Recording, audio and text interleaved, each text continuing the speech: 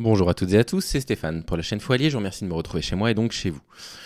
Ce sera en bref, mais pas si sûr, je ne sais pas combien de temps je vais faire sur ce sujet, mais il y a quand même des choses à en dire. Vous le saviez, Ludivine Bantigny a attaqué François Bégaudeau au tribunal pour des propos relevant de ce qu'elle qualifiait de diffamation à caractère sexiste.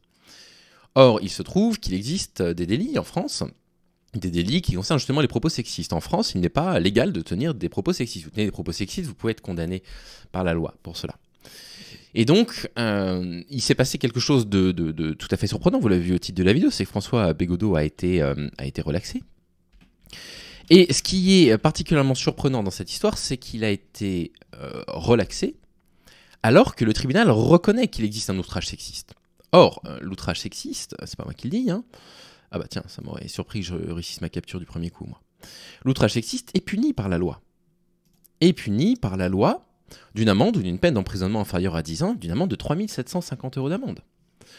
Donc, Mediapart fait état effectivement de cette décision. Le tribunal relaxe François Bégaudeau malgré des propos indéniablement sexistes.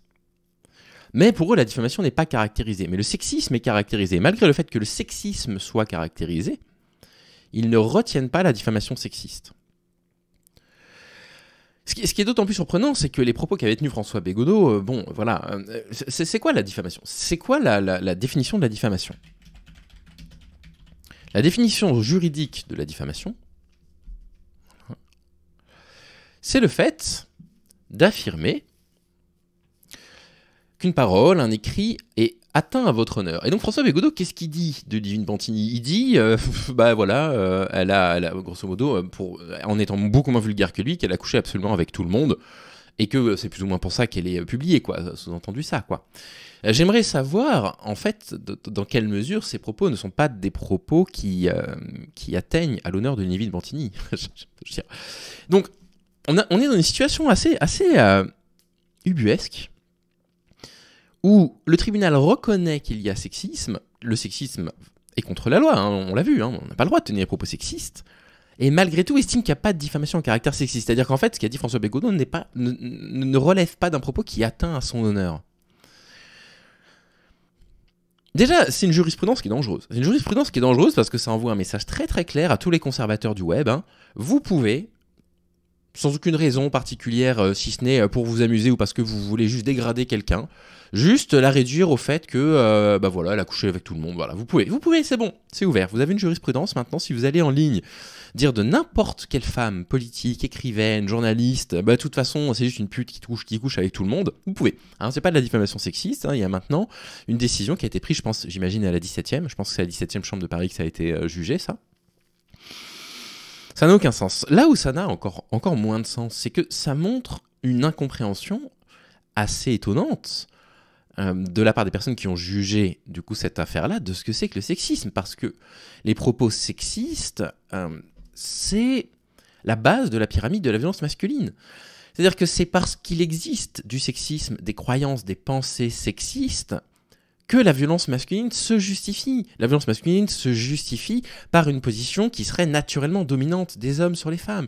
Et pour justifier une position dominante des hommes sur les femmes, on a besoin de quoi? On a besoin de pensées sexistes. Et donc, le propos sexiste, c'est un propos violent de base. C'est le propos qui est la base, la matrice idéologique de la violence masculine.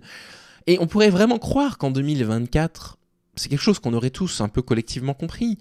Alors évidemment, je ne suis pas naïf, je sais très bien qu'une grande partie des hommes et que la majorité des personnes dans la population considèrent que l'outrage sexiste, ça va, on ne peut plus rien dire, c'est une blague, etc. On le voit bien que c'est la pensée dominante, que c'est celle qui est défendue par les grands médias, etc. Que c'est de cette façon-là que se défendent toutes les personnes qui sont accusées de faits d'agression sexuelle ou de viol. Mais on pourrait penser que de la part d'une cour de justice, ces trucs-là seraient bien compris. Et donc là, il y a un oxymore, là il y a un oxymore, là il y a une erreur, 404, là, de dire, on reconnaît effectivement que les propos étaient outrageusement sexistes, hein, pour reprendre leur expression outrageusement sexiste, mais on va pas condamner pour le sexisme. Mais à quoi ça sert de faire voter des lois pour protéger justement les femmes de ce genre de pratiques, de propos, si c'est pour que quand on arrive à un cas concret où, je sais pas si c'est... Moi, je suis pas juge, je sais pas si c'est littéralement de la diffamation, mais s'il y a des propos outrageusement sexistes, mais qui soient mais qu'ils soient condamnés à minima pour ça.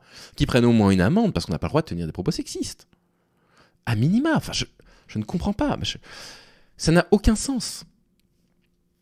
Ça n'a vraiment aucun sens. Ah bah regardez, c'est bien la 17e, on n'a que le début de l'article de Mediapart.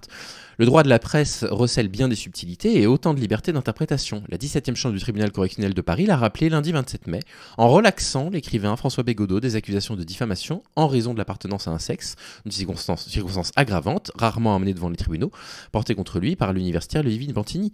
Et l'association féministe Les Chiens de Garde, les juges ont toutefois reconnu qu'il avait bien cherché à rabaisser celle-ci avec des propos indéniablement empreints de sexisme. Chercher à rabaisser, donc ils ont atteint à son honneur, avec des propos sexistes qui sont une circonstance aggravante de la diffamation. Qu'est-ce que c'est que ça ? Qu'est-ce que c'est que ça ? Alors, moi je vous rassure, j'en ai parlé un petit peu avec les camarades qui avaient choisi de dépublier leurs entretiens avec François Bégodeau. Moi j'avais fait une vidéo où j'avais cité François Bégodeau que j'ai retiré aussi, que j'ai dépublié. Ça change rien pour nous. Hein. Notre soutien il va toujours à 100% derrière Ludivine Bantini. Cette décision de justice ne change strictement rien pour nous vis-à-vis de notre positionnement dans cette histoire. Ces propos sont inacceptables, surtout venant de la part d'une personne qui se dit bien comprendre les rapports de domination entre les individus. C'est lamentable. Donc Ludivine Bantini a tout notre soutien, encore une fois. Ça, c'est le moins qu'on puisse dire. Je lui ai envoyé un petit message rapide. Elle est évidemment abasourdie par cette décision, mais elle est une personne qui est incroyablement digne. Et elle m'a dit qu'elle mettait pour l'instant tout ça de côté parce qu'il fallait réagir au massacre qui a eu lieu à Rafah le 26 mai, qui est extraordinairement digne, quoi. Elle a choisi de mettre de côté cette injure, parce que c'est une injure judiciaire qu'elle subit, quoi, pour se concentrer sur ce qu'elle estime être plus important. Donc elle fait décidément preuve d'une dignité extraordinaire dans cette histoire depuis le début. Donc tout notre soutien toujours à elle. Et puis François Bégodeau, c'est fini pour nous. Hein. Voilà, on comprend pas. On comprend pas comment le tribunal peut reconnaître que François Bégodeau ait cherché à rabaisser avec des propos outrageusement sexistes et qui considère que ce soit pas de la diffamation sexiste.